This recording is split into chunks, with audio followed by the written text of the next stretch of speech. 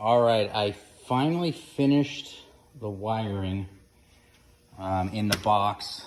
I'll show you real quick. So, pretty straightforward. Power coming in,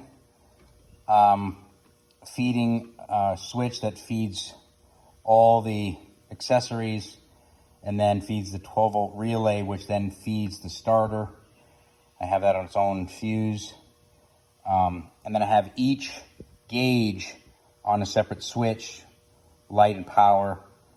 And you can see, let me close it up here. Use my hands.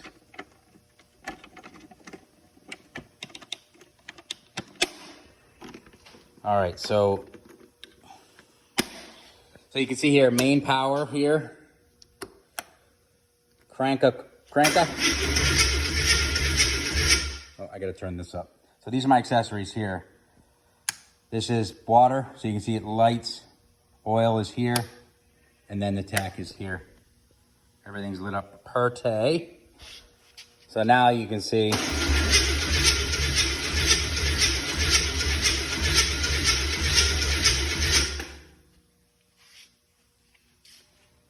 So we're not there yet. I've got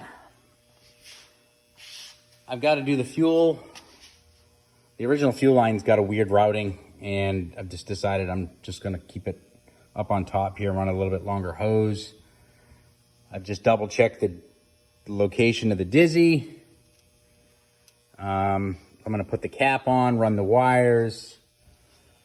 I did check compression. I rechecked my top dead center. We're good there. So it's coming. Yeah, I've got my oil pressure sender just wired in. I just put this here just to hold the wiring while I'm doing the run, so I don't get anything binding up in the flywheel. Let's see here.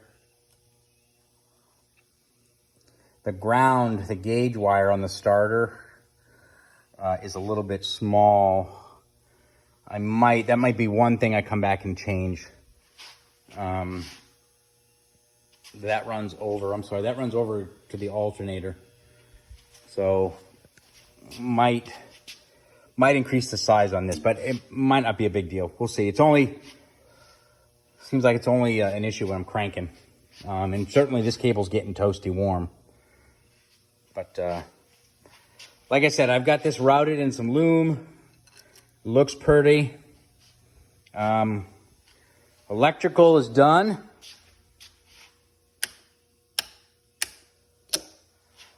And the sensors are in.